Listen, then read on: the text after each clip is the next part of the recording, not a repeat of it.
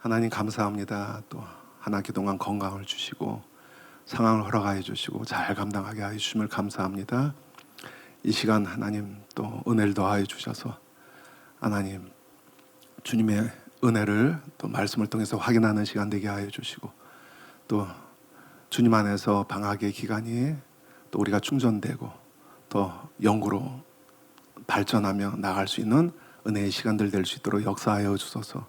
주님 감사드리며 우리 가운데 행하실 주님을 기대하며 예수님의 이름으로 기도합니다. 아멘. 자, 오늘은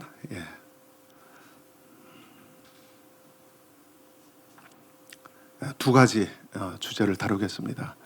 누가복음 23장 31절하고요. 또 과제로 내준 누가복음 5장 두 군데를 한번 살펴볼게요. 먼저 누가복음 23장 31절 푸른 나무와 마른 나무는 무엇을 의미하는가? 푸른 나무에도 자 23장 31절 같이 한번 읽어보겠습니다. 시작. 푸른 나무에도 이같이 하거든 마른 나무에는 어떻게 되리요 하시니라. 먼저 문맥 안에서 의도.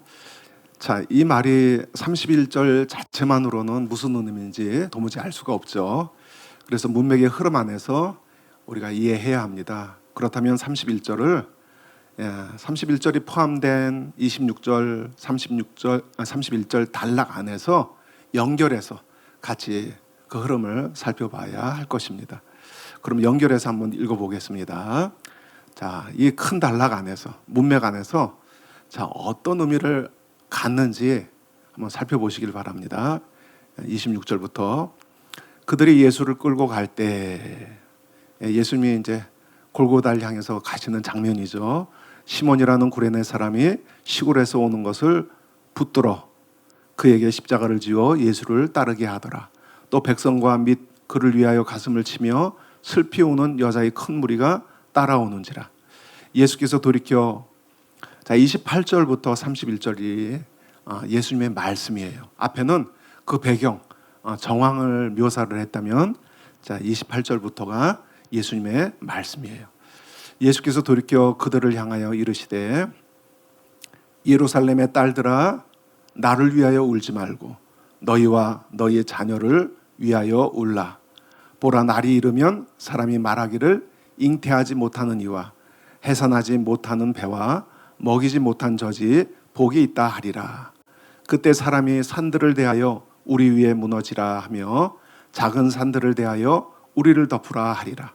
푸른 나무에도 이같이 하거든 마른 나무에는 어떻게 되리요 하시니라.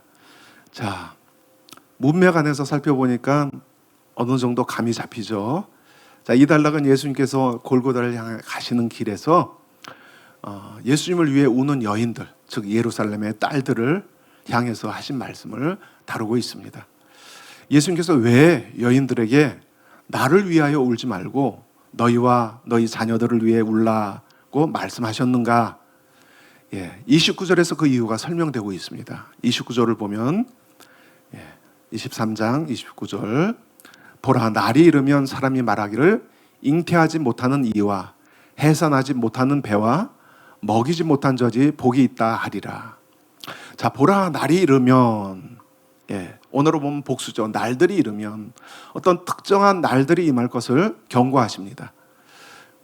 그 날들에 어떤 일이 일어나는가? 사람이 말하기를 잉태하지 못하는 이와 해산하지 못하는 배와 먹이지 못한 젖이 복이 있다 하리라. 자, 이게 평상시 상황이 아니라는 걸 알 수 있죠. 이 말은 평온한 때가 아니라 재앙의 때를 암시하고 있습니다. 차라리 안 태어나는 게 낫지. 우리나라 말에도 있죠. 그런 것 같은 그런 뉘앙스의 말이죠. 큰 환난, 재앙에 직면했을 때 이런 말들이 나오는 거죠. 차라리 잉태하지 못하느니 해산하지 못하는 배가 복이 있다. 자, 그 말이죠. 재앙의 때를 암시하는 거죠. 더 구체적으로 설명한다면 AD 70년경에 발생한 예루살렘 멸망을 암시하고 있습니다. 로마가 쳐들어와서 티투스 장군이 쳐들어와서 완전히 전멸이 되죠. 예루살렘이 돌 하나도 돌 위에 남지 않고 전멸이 되죠. 자, 그것을 암시하는 말씀이죠. 자, 이것을 이해하면은 그 다음 구절 30절 내용을 이해할 수 있습니다. 30절에 그때 사람이 산들을 대하여 우리 위에 무너지라 하며 작은 산들을 대하여 우리를 덮으라 하리라. 자, 산들이 우리 위에 무너지라, 작은 산들을 대하여 우리를 덮으라. 자, 이 표현들은 큰 재앙에 직면했을 때 사람들의 반응을 묘사하는 것이죠. 특히 성경에서 하나님의 심판에 대한 반응으로 묘사되는 표현입니다. 자, 이 표현이 성경을 많이 읽은 분들한테는 익숙한 표현이에요. 그렇죠? 성경 다른 곳에서도 나오는 등장하는 표현이기 때문에 어떤 정황에서요? 하나님의 심판으로 인한 재앙. 호세아 10장 5절 8절에 보면 사마리아 주민이 베다윈 송아지로 말미암아 두려워할 것이라. 그 백성이 슬퍼하며 그것을 기뻐하며 제사장들도 슬퍼하리니 이는 그의 영광이 떠나감이며 그 송아지는 아수르로, 이제 베다인 송아지 우상을 얘기하는 거죠. 아수르로 옮겨다가 예물로 야레병에게 드리리니 에브라임은 수치를 받을 것이요 이스라엘은 자기들의 개척을 부끄러워할 것이며 사마리아 왕은 물 위에 있는 거품같이 멸망할 것이며 이스라엘의 죄 곧 아웬의 산당은 파괴되어 가시와 찔레가 그 제단 위에 날 것이니 그때 그들이 산더러 우리를 가리라 할 것이요 작은 산더러 우리 위에 무너지라 하리라. 같은 표현이죠. 자, 이 구절의 내용은 호세아 선지자가 북이스라엘의 수도 사마리아의 멸망에 대해서 선언한 예언이죠. 우상 숭배로 인해 하나님의 심판을 받는데 아수르 제국을 통해서 멸망하는 거예요. 자, 그때 그들이 산도로 우리를 가리라 할 것이요 작은 산도로 우리의 무너지라 하리라 선언되고 있습니다. 이스라엘의 수도 사마리아. 이제 이스라엘이 멸망할 때의 상황을 말하고 있죠.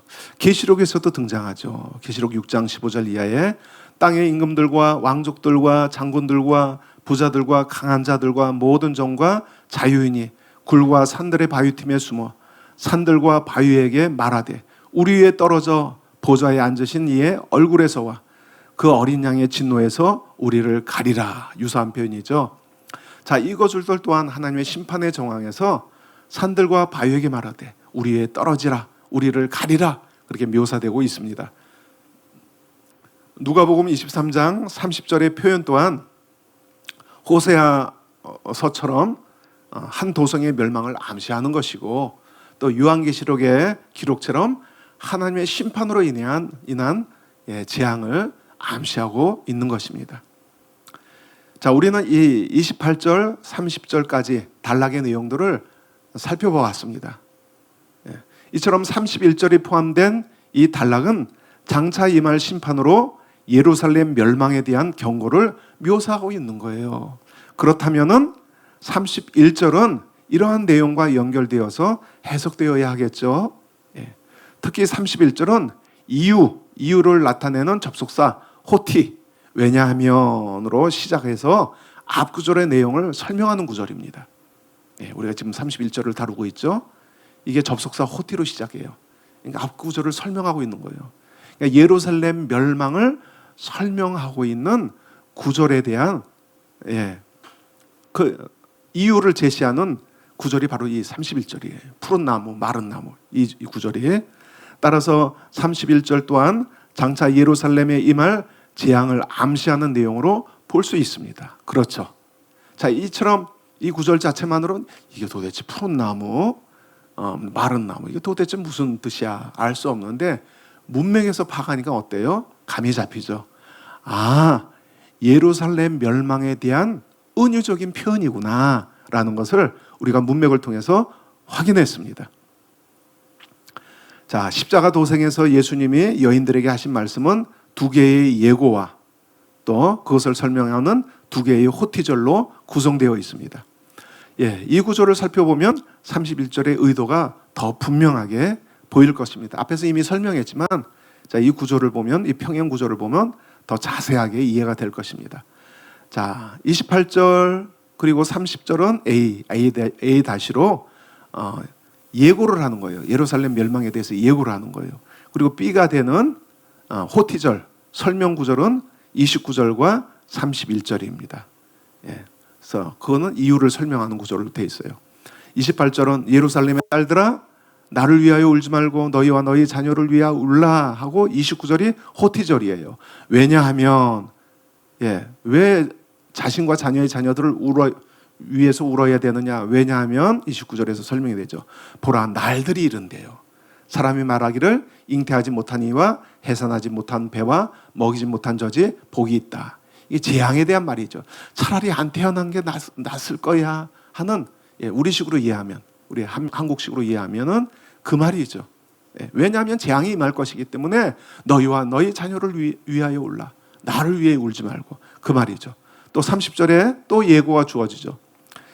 그때 사람이 산들에 대하여 우리의 무너지리라. 작은 산들을 대하여 우리를 덮으리라 하고 31절이 왜냐하면 하고 우리가 다루는 구절이 나오는 거예요. 호티절 푸른 나무에도 이같이 하거든 마른 나무에는 어떻게 되리요 하시니라. 이게 뭐예요? 다 예루살렘 멸망에 대한 예고라는 것을 알 수 있습니다. 자, 이처럼 31절은 예루살렘 멸망을 암시하는 예수님의 말씀을 설명하는 내용이면서 또 그러한 이해 안에서 해석되어야 한다 하는 것을 우리가 나누었습니다. 두 번째로 그럼 31절에 견해들이 있어요. 여러 이제 해석들 견해들이 있습니다. 31절을 다시 한번 읽고 시작하겠습니다. 푸른 나무에도 이같이 하거든 마른 나무에는 어떻게 되리요 하시니라. 자, 여기서 푸른 나무, 푸른은 다른 사전적인 의미가 물기가 있는 그런 의미예요. 그러니까 다르게 번역하면 푸른 나무는 뭐예요? 마른 나무가 아니라 생나무야, 생나무. 그렇죠? 살아있는 나무. 자, 이 구절에서 푸른 나무와 마른 나무가 대조되고 있습니다. 여기서 푸른 나무는 예수님을 암시하고 마른 나무는 예루살렘을 암시한다는 점에서 모든 학자들이 일치를 보여주고 있습니다. 자, 이것은 이 단락의 문맥 안에서 충분히 이해 가능한 해석이죠. 십자가 도성에서 예수님의 순환과 또 뭐가 대조되고 있어요? 장차 예루살렘 임할 재앙이 대조되고 있는 문맥에서 자연스럽게 이렇게 읽혀지는 거예요. 뿐만 아니라 이것은 왜냐하면 호티절 접속사로 앞구절을 설명하는 31절에 담긴 의도 가운데 자연스럽게 도출되는 해석입니다. 의미를 풀어서 설명하자면 푸른 나무와 같이 의로운 나에게 이런 십자가 고난이 임한다면 마른 나무와 같은 예루살렘은 어떻게 되겠느냐 하시는 것입니다. 이해가 되시죠?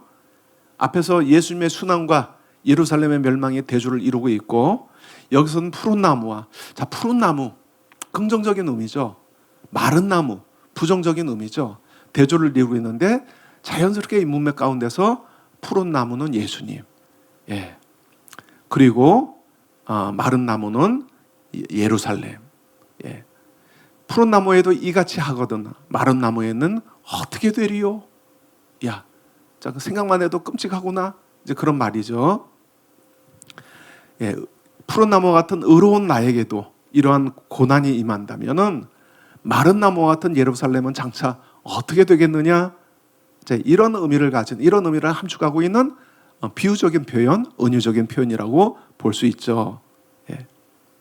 이처럼 푸른 나무와 마른 나무에 대한 이런 표현은 당시 사용되던 어떤 격언, 잠언으로 보입니다.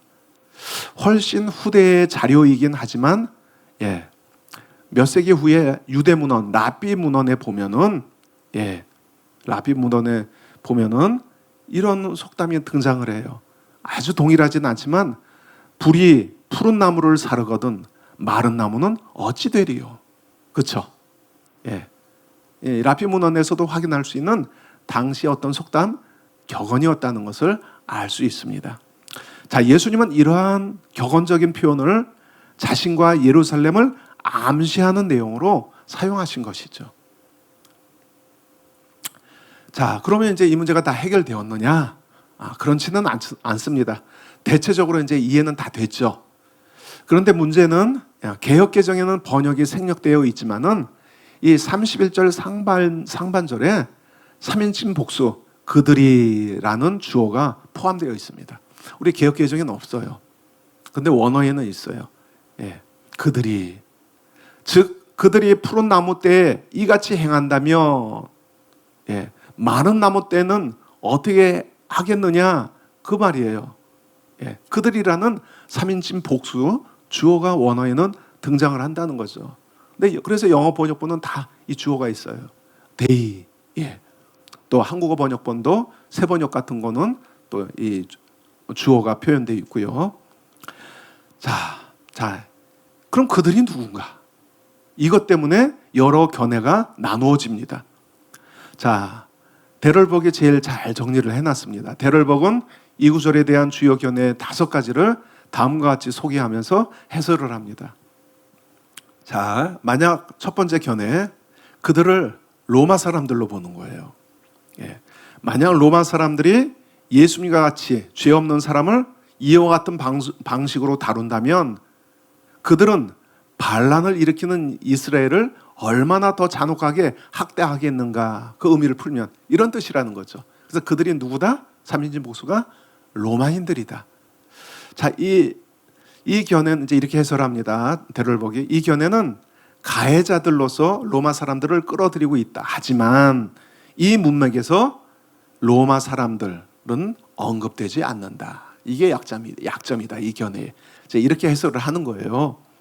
자, 두 번째 견해는 그들이 누구냐면 유대인들, 예수님을 핍박하는 유대인들로 보는 거예요. 만약 유대인들이 자신을 구원하려고 온 예수님을 이와 같은 방식으로 대한다면 예수님을 죽게 만든 사람들은 어떻게 취급되겠는가? 그럴듯하죠. 예, 그런 의미라는 거예요. 근데 이 견해는 한 가지 문제점을 갖고 있습니다. 자, 이 견해를 받아들인다면 2절의 후반부에서 주어가 바뀐다는 것입니다. 예, 이 그들이라는 주어가 유대인이라면은, 예, 유대인들이 가해자잖아요. 근데 후반부에선 예수님을 그렇게 핍박한다면 지금 가해자가 예수님을 핍박하는 건데, 예, 후반절에서 주어가 바뀌는 문제점에 봉착하게 되는 거예요. 자신들이 이제 가해를 받는 거잖아요. 예, 그러니까 그런 난점을 갖고 있는 거예요. 자, 이 견해는 세 번째 견해. 자, 좀 폭넓게 전체 인류로 보는 거예요. 그들이 전체 인류. 만약 인류가 이 세상에 사악함이 가득하기 이전에 이와 같은 방식으로 행동한다면 사악함이 넘칠 때 그들은 얼마나 훨씬 잔혹한 방식으로 행동하겠는가. 하지만 이 견해는 애매하죠. 문맥이 진짜 이것을 말하는 건가 증명이 되지 않아요.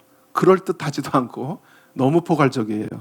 예, 이 견해는 그러면 푸른 나무를 부정적 대상으로 이해하는 거예요. 지금 인류, 완전히 타락하기 전에 인류. 근데 더 타락하면 얼마나 난폭하겠는가. 예, 여기서 푸른 나무는 부정적인 의미고 마른 나무도 부정적인 의미입니다. 자, 이해는 타당성이 없다. 데럴벅은 결론을 내리고 있습니다. 자, 네 번째 견해. 자, 데럴벅은 이 네 번째 견해에 제일 큰 점수를 주고 있습니다. 네 번째 견해를 지지하고 있습니다. 자, 그들이 누군가? 하나님이라는 거예요. 하나님. 네. 만약 하나님이 예수님의 목숨을 건져주지 않았다면 하나님의 심판이 임할 때 하나님은 회개하지 않는 이스라엘을 더 얼마나 준엄하게 심판하시겠는가? 로마를 통한 멸망으로 이제 심판하시겠다는 뜻이죠. 자, 이 견해에 의하면 헬라어 본문에서 주어로 나타나고 있는 그들 3인칭 복수로서 하나님을 완고하게 표현한다고 볼 수 있습니다. 헬라어 데오스는 하나님은 대부분 신약에서 단수죠. 하나님 단수. 근데 예를 들어서 누가복음 12장 20절 같은 경우에는 복수 3인칭으로 하나님을 쓸 때가 있어요. 그런 예가 있어요. 예, 누가복음 12장 20절에서. 그리고 자, 히브리어 성경 구약에서는 하나님의 엘로힘인데 엘로힘이라는 단어 자체가 복수예요. 예. 창세기에서 보면은 인간이 막 탑을 세우니까 뭐라고 표현해요? 복수로 표현하면서 우리가 내려가서 보자. 그렇죠. 하나님이 말씀하시는데 삼위 하나님이니까 좀 우리로 표현되는 거예요. 그렇기 때문에 여기서 그들이 누구냐? 3인칭 복수가 누구냐? 하나님이다 라고 해석을 하는 거예요. 하나님이 의로우신 예수님도 용납지 않고 십자가에 못 박게 내버려 두셨다면 사악한 예루살렘 유대인들은 어떻게 되겠느냐, 그 뜻이라는 거예요. 그래서 여러 학자들이 여기에 점수를 주고 있습니다. 마지막 5번째, 개연성이 없는 거예요. 자, 이 격언은 다가올 심판에 대한 일반적인 언급이다. 따라서 이 격언은 구체적이며 특별한 대상을 가리키지 않는다. 그냥 특별한 대상이 아니라 포괄적으로 알 수 없게 너무 포괄적으로 일반적으로 표현했다는 거죠. 개연성이 없죠. 자, 대럴복은 그들을 하나님으로 보는 견해, 보는 넷째 견해를 제일 가능성 있는 해석으로 보고 지지합니다. 그런데 그들을 로마인들로 보는 첫째 견해도 가능성이 높아 보입니다. 데럴복은 이 첫째 견해를 소개하면서 이 견해는 가해자들로서 로마 사람들을 끌어들이고 있다. 하지만 이 문맥에서 그들은 언급되지 않는다라고 이 견해를 거부했습니다. 그러나 첫째 견해가 높은 가능성을 가진 이유는 그들이라고 번역된 3인칭 복수가 이미 같은 단락인 26절에서 등장하기 때문입니다. 이 단락이 26절에서부터 시작하죠. 그래서 31절, 이게 한 단락을 이루는데 이미 26절에 그들이라는 3인칭 복수로 시작하는데 이렇게 시작합니다. 그들이 예수를 끌고 갈 때, 누구예요? 앞에 보면은 빌라도가 명을 내려요. 이제 예수를 끌고 가라. 그럼 로마 총독 빌라도의 명령을 받아서 끌고 가는 이 사람들이 누구예요? 로마 병사들이죠. 다른 복음서 보면 로마 병사들이죠. 그렇죠?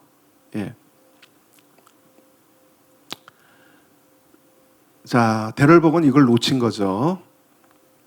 그러니까 문맥을 자세히 봐야 돼요.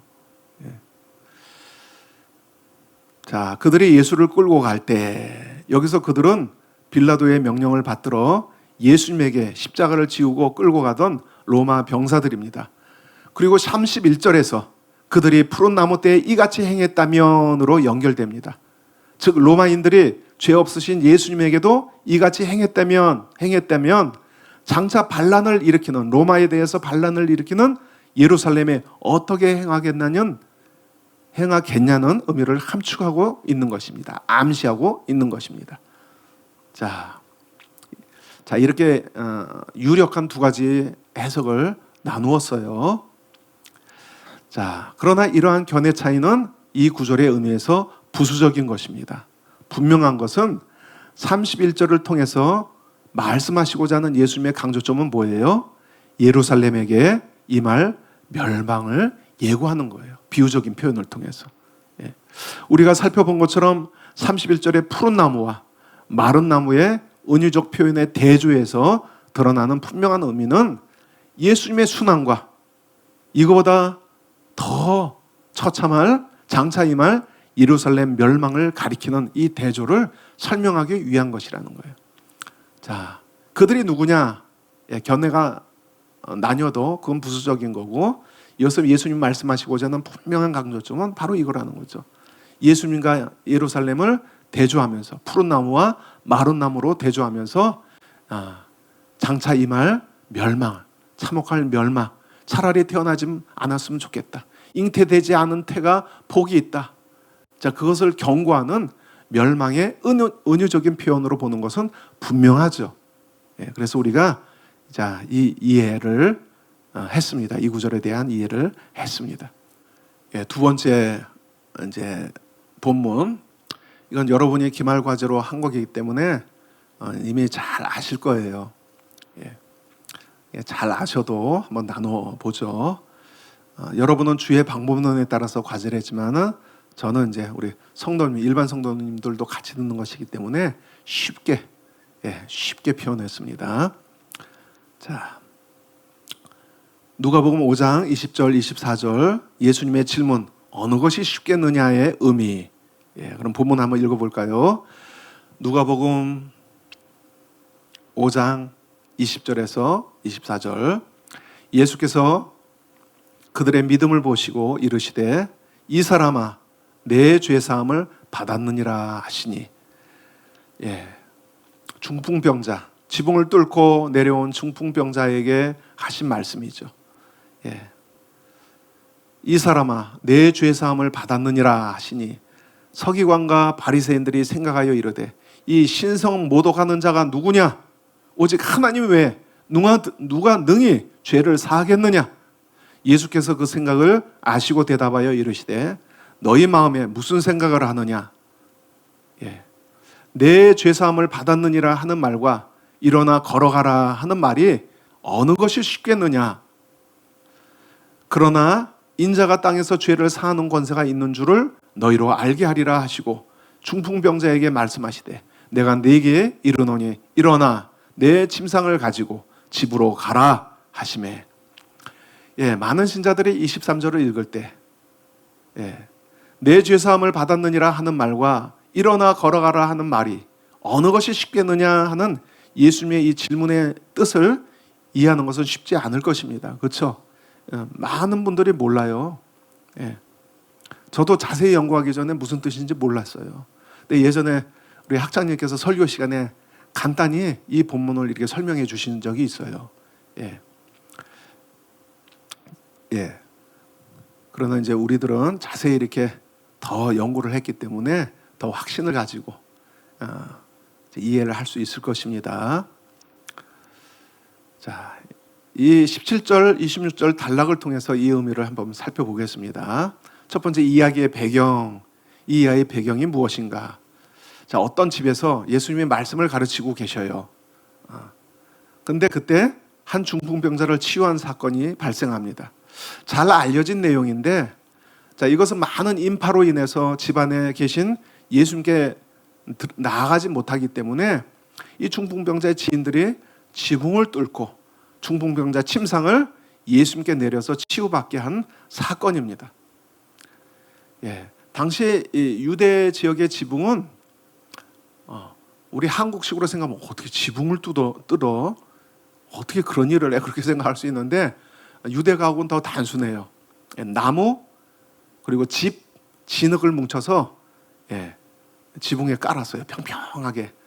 그래서 그걸 뚫는 거는 진흙을 좀 걷어내면 돼요. 그리고 그 부분에 나무를 떼어내면 되고, 그리고 다시 진흙을 이겨서 똑같이 발로 넣어서 복원하면 되는 거예요. 그래서 한국 가옥하고 틀리기 때문에 그런 배경을 이제 이해하시고, 그런데 문제는 뭐냐면은 예수님께서 이 중풍병자에게 하신 말씀 때문에 문제가 발생하는 거예요. 자, 그럼 배경까지 한번 읽어볼까요? 아까는 안 읽었는데 17절부터 누가복음 5장 17절부터 하루는 가르치실 때 갈릴리의 각 마을과 유대와 예루살렘에서 온 바리새인과 율법 교사들, 즉 서기관들을 얘기하는 거죠. 다른 말로 율법 학자들을 얘기하는 거죠. 이 바리새인과 율법 교사들이 앉았는데 병을 고치는 주의 능력이 예수님과 함께 하더라. 한 중풍병자를 사람들이 침상에 메고 와서 예수 앞에 들여놓고자 하였으나 무리 때문에 메고 들어갈 길을 얻지 못한지라 지붕에 올라가 기와를 벗기고 이렇게 번역할 수도 있고요. 지붕을 뜯어내고 이렇게 번역할 수도 있어요. 병자를 침상째 무리 가운데로 예수 앞에 달아내리니 예수께서 그들의 믿음을 보시고 이르시되 이 사람아 내 죄사함을 받았느니라 하시니. 자, 20절에서 예수님은 중풍병자에게 이 사람아 내 죄사함을 받았느니라 하셨습니다. 그런데 왜 이 말씀이 문제가 되었는지 21절에서 서기관과 바리새인들의 반응을 통해서 알 수 있습니다. 왜 문제가 됐어요?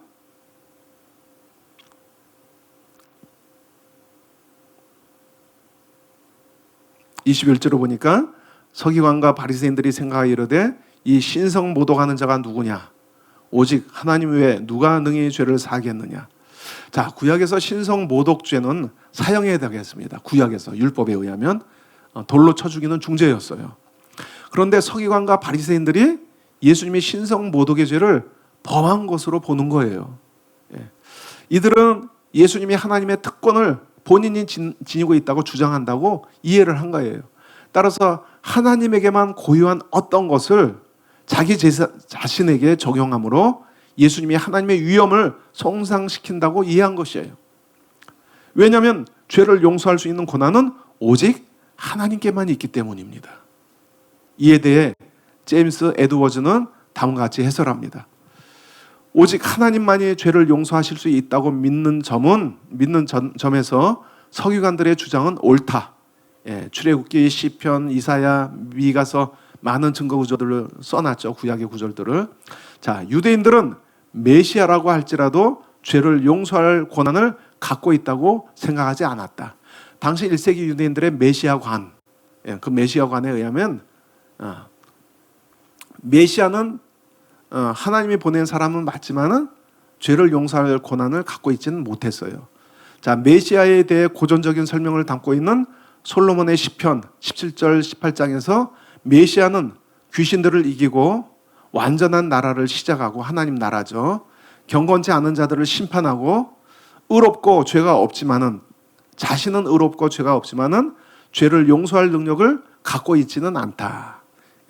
이 솔로몬의 시편에 보면 당시 유대 문서에 메시아를 이렇게 묘사하고 있다는 거죠. 메시아 상이죠. 그렇다면 왜 예수님은 병자에게 바로 치유를 선포하시지 않고 죄사함을 말씀하셨는가?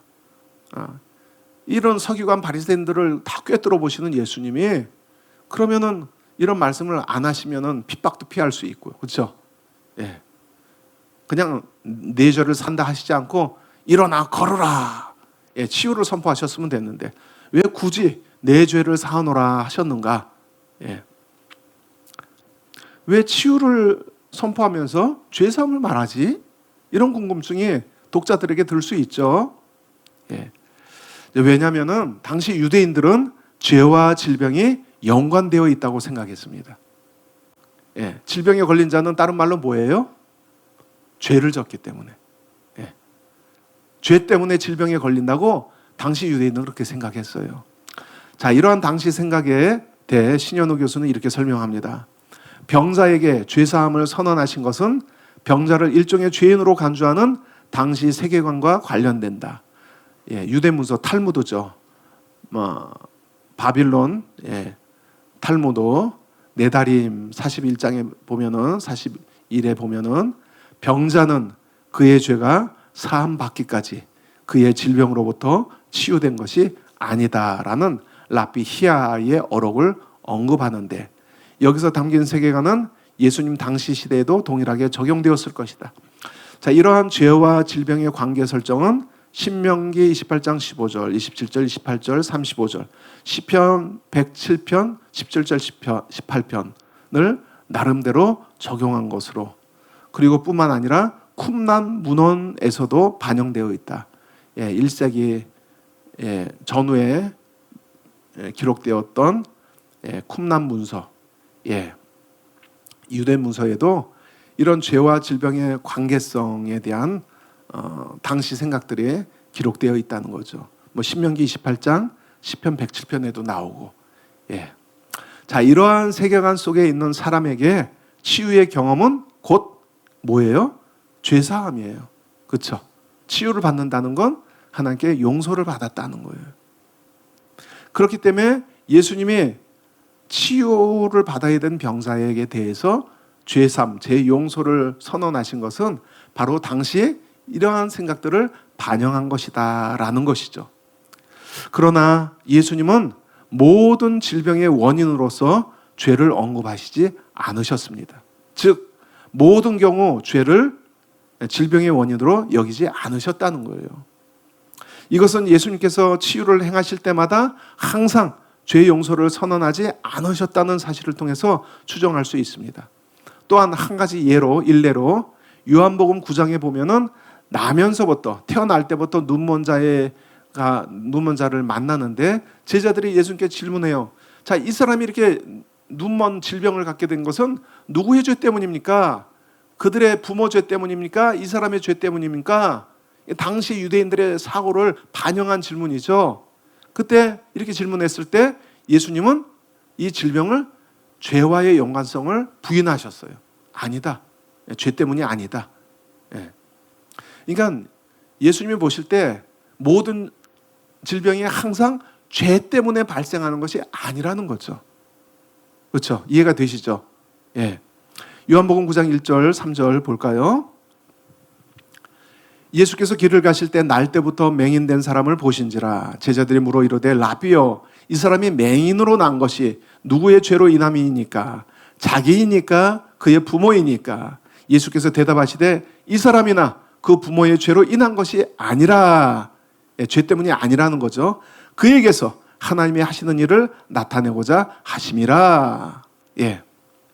이처럼 성경에는 당시 유대인들이 그렇게 생각했을지라도 성경에는 두 가지 견해가 다 있습니다. 죄로 인한 질병이 있고요. 또 하나는 죄와 상관없는 그냥 자연적인 질병이 있어요. 자신이 자기 몸을 함부로 굴려서 건강의 청지기로서 역할을 못할 때, 아니면은 뭐 여러 가지 복합적인 이유로, 환경에 의해서, 전쟁터 나가서 부상 입은 질병, 그 뭐 어떻게 해요? 그냥 세상 자체가 악하고 그렇죠. 그래서 그런 건데, 뭐 전염병도 뭐 하나님의 심판의 의미도 있지만은 또 아닌 경우도 있죠. 자, 그러나 누가복음 5장에서 중풍병자의 경우 그의 죄가 질병과 연관성이 있기 때문에 단순히 치유만 선포된 것이 아니라 죄의 용서가 선언되었다고 볼 수 있습니다. 그래서 제임스 에드워즈는 중풍병자의 죄가 무엇인지 암시하는 내용은 본문에 없지만, 원어로 보면 너희의 죄들이에요. 단수가 아니고 복수.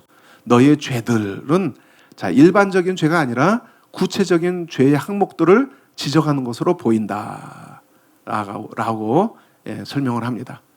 그러므로 예수님께서 모든 경우 질병의 원인을 반드시 죄로 보신 것은 아니지만 여기서는 죄 용서 선언과 치유 선언이 연결되어 있다는 점은 분명해 보입니다.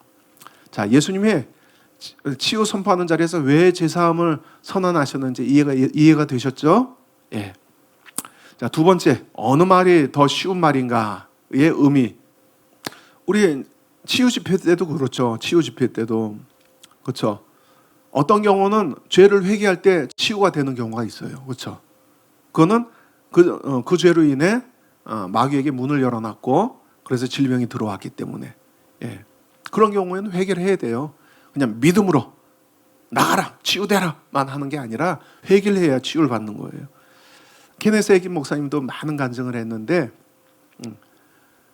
많은 사람이 치유를 받지 않았는데 이미 치유를 받은 많은 간증 사례가 있대요. 그게 뭐냐면은 다른 사람을 용서했을 때, 그리고 자기 안에 있던 해결되지 않은 죄를 진실하게 하나님 앞에 회개했을 때, 그때 치유되는 많은 간증 사례를 알고 있다라고 해김 목사님은 소개를 하고 있습니다. 그런 경우는 죄와 질병이 연결되어 있는 경우죠.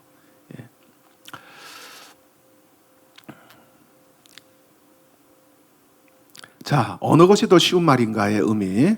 대부분의 독자의 경우 서기관과 바리새인들의 반감에 대해서 예수님께서 그들에게 하신 질문의 의미를 잘 이해하기 어려운 것이 사실입니다.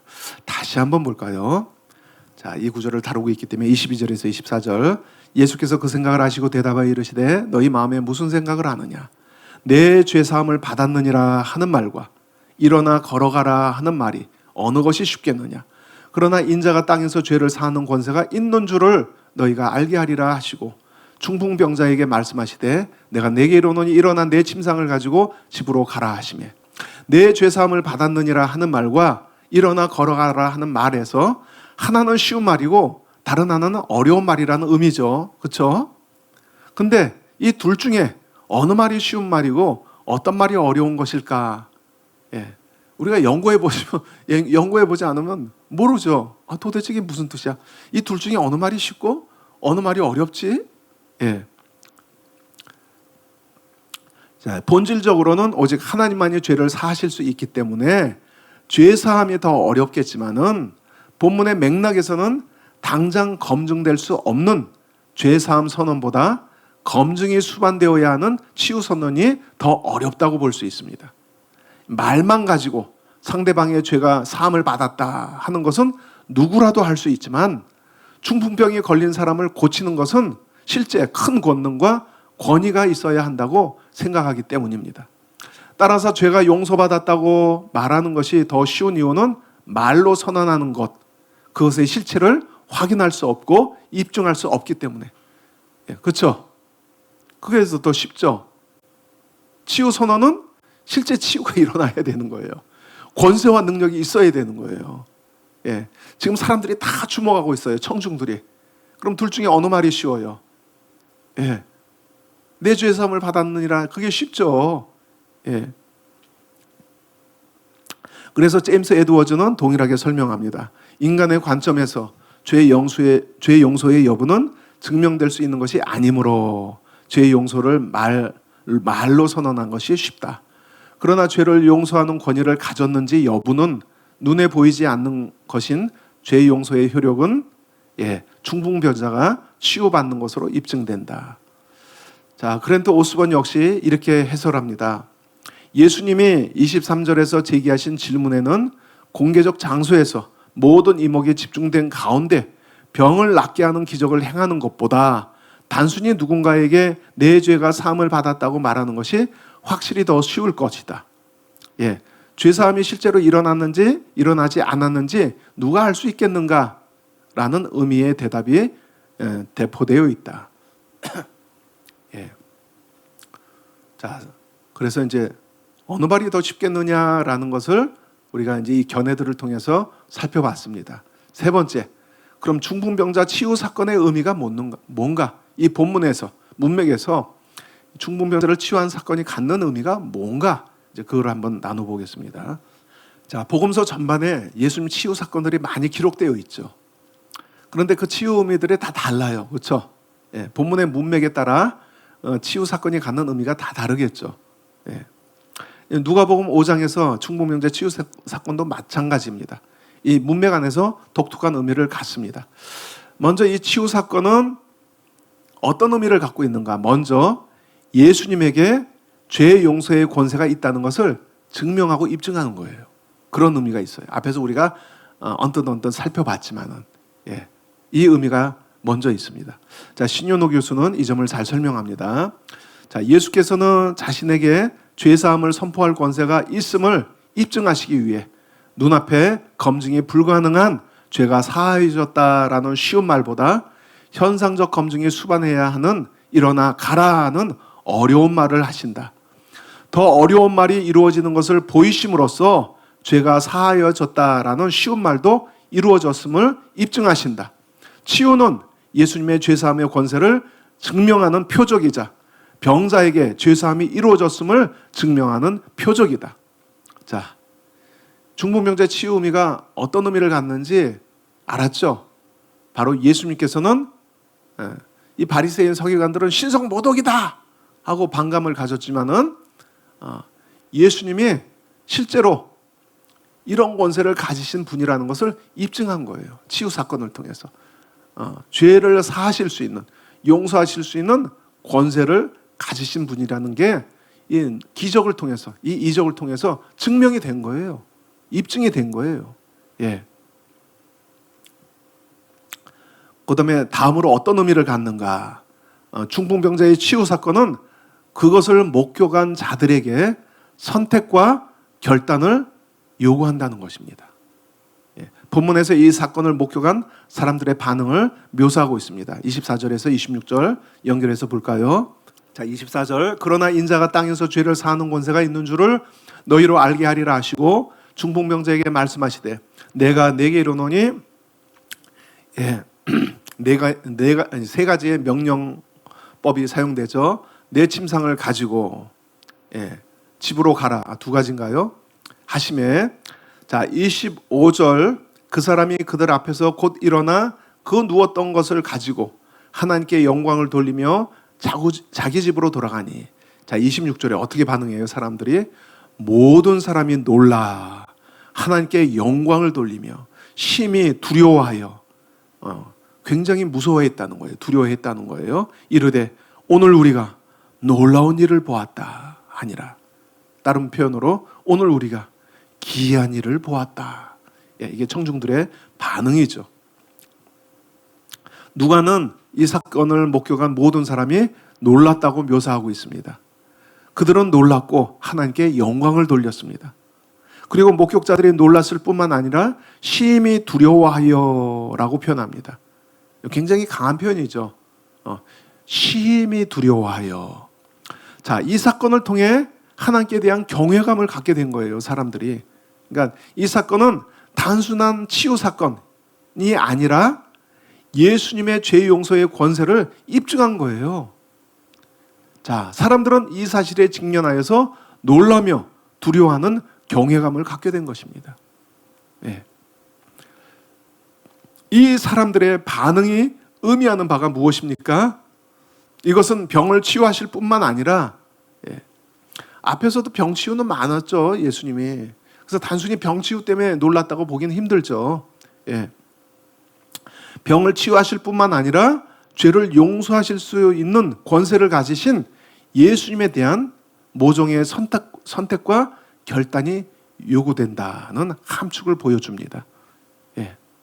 중풍병자 치유 사건이 갖는 의미가 첫 번째는 예수님이 죄를 용서하실 수 있는 권세를 가지신 분이다. 두 번째 의미는 그것을 목격한 사람들에게 그걸 입증했는데 눈앞에 그것을 두 눈으로 똑똑히 목격한 사람들에게 이제는 예수님에 대한 새로운 자세, 어떤 모종의 선택과 결단을 요구하는 그 함축적인 의미를 갖고 있다는 거죠. 우리가 이 목격자들의 반응을 읽었습니다. 그렇다면 어떻게 돼요? 굉장히 놀랐고 하나님께 영광을 돌렸고 또 심히 두려워 떨었습니다. 그 사건을 보고. 그러면 이제 예수님에 대해서 어떻게 해야 돼요? 이제 그런 의미가 함축되어 있다는 거죠. 자, 중풍병자가 치유받음으로 예수님에게 있는 권세를 분명하게 입증해 주셨습니다. 빼도 박도 못하게 증명해 주셨어요. 죄를 용서하신다는 예수님의 말씀에 반감과 의문을 제기하였던 서기관과 바리새인들은 온몸이 마비되어 움직일 수 없었던 중풍병자가 치유되어 일어나 걸어가는 것을 너무도 분명하게 두 눈으로 목격한 것입니다. 이 사건은 목격자들에게 하나님의 능력이 예수 그리스도와 함께 하신다는 명백한 증거였습니다. 그렇죠? 이게 뭐예요? 이런 기적이 눈앞에 일어났어요. 온몸이 마비돼서 지인들이 침상을 메고 달아내려야 했던, 스스로 움직일 수 없던 그 사람이 혼자 스스로 일어나서 자기가 누웠던 침상을 접어서 갖고 가는 그 기적이 눈앞에 일어났어요. 자, 이게 무슨 뜻이에요? 하나님의 능력과 권세가 지금 이 나사렛 예수와 함께 하신다는 명백한 증거라는 거죠. 그렇죠?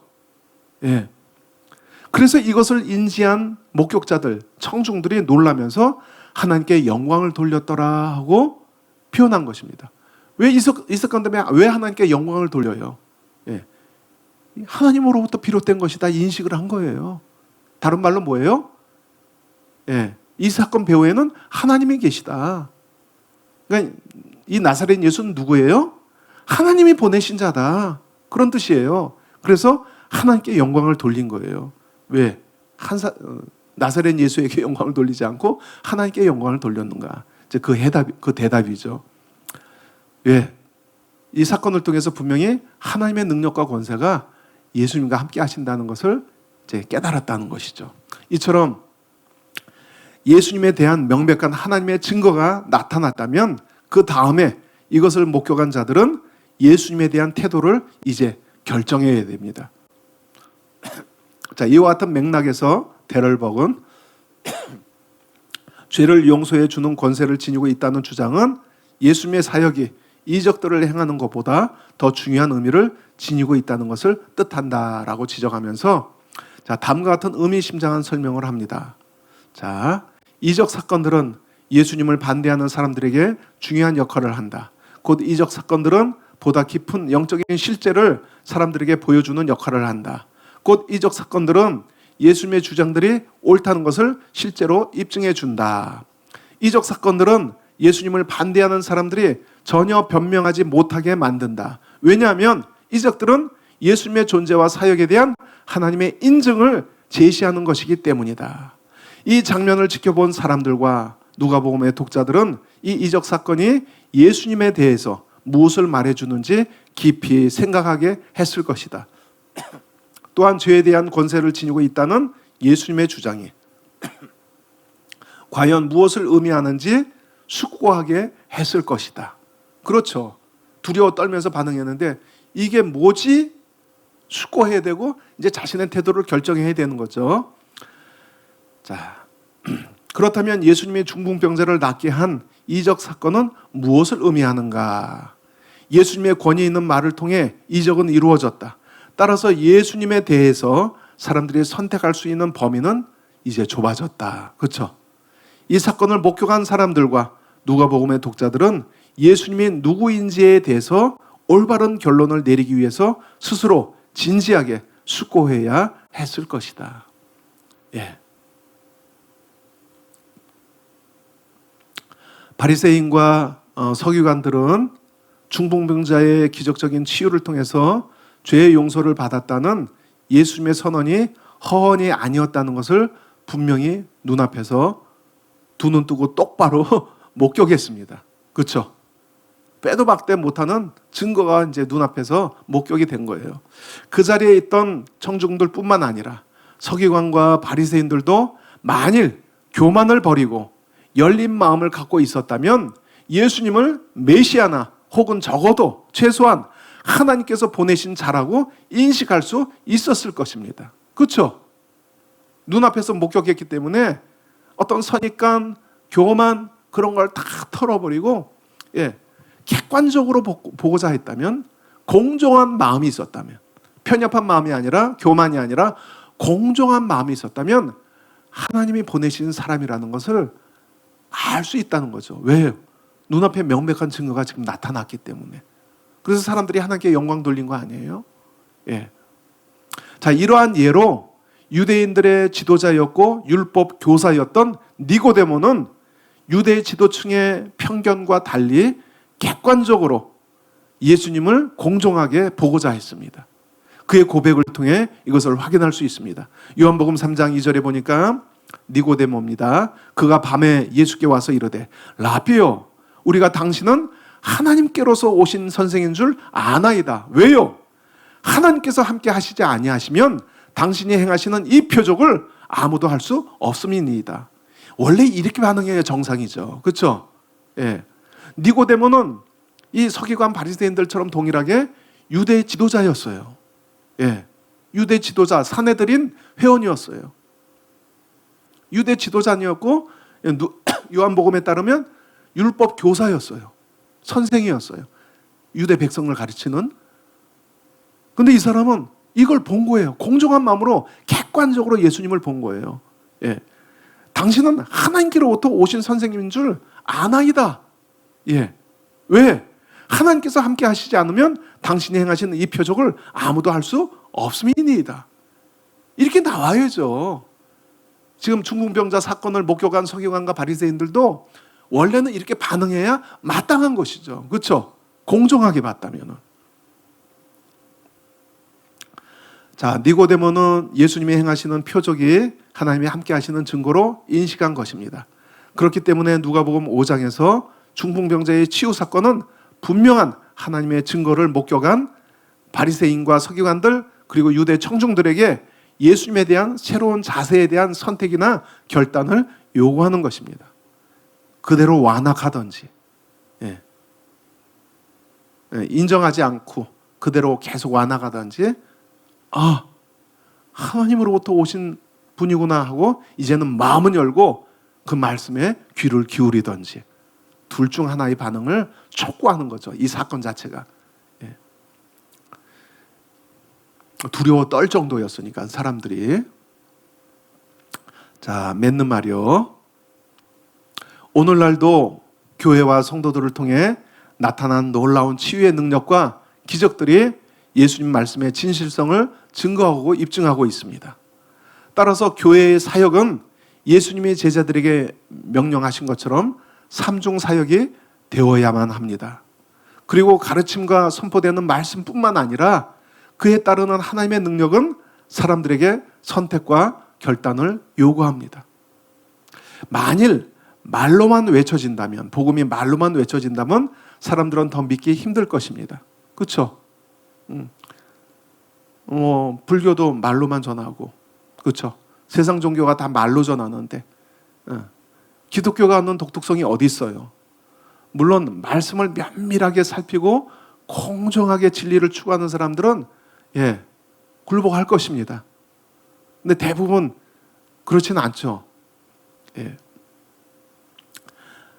자, 예수님께서도 하나님 나라를 말씀으로만 전하시고 가르치신 것이 아니라 이적을 행함으로써 하나님 나라의 실체를 나타내셨고 보여주셨습니다. 하나님 나라의 말씀과 그 나라의 능력과 권세를 함께 드러내신 것입니다. 하나님 나라는 이와 같으니 하고 말씀을 전하실 뿐만 아니라 그 나라의 실체를 능력으로 나타내 보이신 거예요. 봐라 하고 하나님 나라를 시위하신 거예요, 사람들에게. 자, 이것이 사람들의 믿음을 돕는 거예요. 야, 진짜구나 하면서 사람들의 믿음을 돕는 거죠. 자, 그 이후에 제자 공동체도 이와 같이 사역을 했습니다. 자, 이에 많은 사람들이 결정과 결단을 하게 되었습니다. 자, 이것은 오늘날도 동일합니다. 오늘날 교회도 사람들에게 복음과 함께 하나님 나라의 실체를 능력을 통해서 드러내야 할 것입니다. 그래야 되는 거예요. 그래야 사람들이 더 공정하게 판단할 수 있고 믿을 수 있고, 말로만 아니라 하나님 나라의 실체를 능력으로 나타날 때 그것을 경험함으로써 하나님 앞에 굴복할 수 있는 것입니다. 그리고 그런 표적과 기적들이 나타날 때 그들은 선택하고 결단해야만 되는 거예요. 계속 거부하든지, 그리고 놀라면서 이제는 마음문을 열고 복음을 듣든지. 그렇죠? 그래서 오늘날도 교회는, 또 우리 신자들은 하나님 나라의 능력을 드러내는 사역을 해야 된다는 것입니다. 제 친구 선교사가 오랫동안 사역했는데 너무 힘든 거예요. 오랜 세월을 섬기는데 한 사람을 회심시키는 게 힘든 거예요. 그래서 안식년에 나왔을 때 권고했어요. 우리 교회의 사역을 소개했어요. 자, 성경에 예수님을 봐라. 어떻게 사역하셨는가? 제자들을 파송하셨을 때 어떻게 명령하셨는가? 봐라. 그리고 교회 역사에서 어떤 데 성교가 가장 능력 있게 행해졌는지 봐라. 그리고 우리의 사랑하는 교회를 봐라. 이슬람 지역, 특별히 어떤 종교 색채, 전통이 강한 지역에서는 회심이 너무 힘들어요. 그래서 선교사 지원비를 계속 지원해주고, 선교사는 가족까지 다 데리고 와서 희생하는데 7년에 한 명? 너무 비효율적이에요. 그렇죠? 예수님이 가르쳐 주신 사역이 가장 효율적입니다. 우리 아프리카 사역 간증 보셨죠? 이슬람 마을에서, 이슬람 교도들이 사는 마을에서 치유가 일어나니까 그들도 굴복하잖아요. 그렇죠? 이 모슬렘이 하나님께 돌아오잖아요. 예수님을 영접하잖아요. 그러니까 성경에서 행한 선교 방법이 오늘날 우리들의 방법이 되어야 된다라는 것을 강조하면서 마치겠습니다. 자, 한 학기 동안 수고하셨고요. 방학 동안에 노시진 않겠지만 그래도 노파심에 놀지 마시고, 자, 학자님의 책을 부지런히 읽고 익히세요. 자, 책 읽는 방법 팁을 설명드립니다. 책 읽고 덮으면 날아갑니다. 그렇죠? 그건 자기 게 아니에요. 책 읽고 이독했어. 이야, 나는 진리에 이제 기초가 선 사람이야. 아니요. 그걸 설명해 보세요. 설명 못 합니다. 어떻게 돼요? 일독은 무슨 뜻인지 이해하기 위해서 읽고 빨리 읽을 수 있어요. 이독은 정독하면서 자세히 읽고, 또 이독부터 시작해야 돼요. 챕터가 끝날 때마다 요약하세요. 길게 요약하지 마세요. 핵심만. 그리고 다음에는 그 요약한 것을 확인하세요. 읽으세요. 그러면 내 거로 소화가 됩니다. 설명이 가능해지는 거예요. 특별히 학장님 저는 진리를 밝히는 책이기 때문에 자, 구원론에 있어서 너무 중요합니다. 그래서 지금 아프리카 사역이 뭐예요? 이 사도적인 기름 부심이 있는, 그렇죠? 그 내용을 그대로 책 내용을 요약해서 선포하니까 목회자들이 지금 거꾸로지고 있잖아요. 그렇죠? 목회자들이 거꾸로지고 목회의 패러다임 전환이 오고, 그런 교회들이 지금 막 부흥하고 있잖아요. 수십 명 모이는 교회가 얼마 안 돼서 1000명 돌파하고, 그렇죠? 뭐 치유와 기적이 일어나고. 그렇기 때문에 여러분 또 부르심 위해서 오셨잖아요. 그러면은 방학 동안에 부지런히, 특히 구원론에 관계된 책들, 이거를 부지런히, 이번에 또 신간 나왔죠. 로마서 푼 신간들, 이런 걸 부지런히 익혀서 자기 거로 소화시키세요. 그래서 내가 아프리카 팀에 합류하든지 앞으로 어떤 팀에 합류하든지 선포할 수 있도록, 가르칠 수 있도록, 내 것이 되도록 방학 동안에 열심히 하십시오.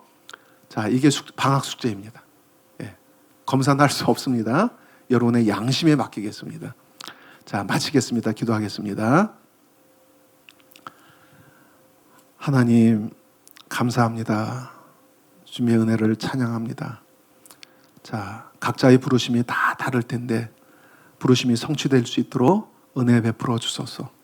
또 무더운 여름날이라도 또 우리가 더욱 진리에 창념하는 사람 되기로 힘쓸 것입니다. 하나님의 은혜로 도와주시고 그 가운데 우리가 진리 가운데 계속 돌파하면서 나갈 수 있도록 이끌어 주시옵소서. 지혜와 계시의 영으로 충만히 덮어 주시옵소서. 주님께 감사드리며 찬양드리며 예수님의 이름으로 기도합니다. 아멘.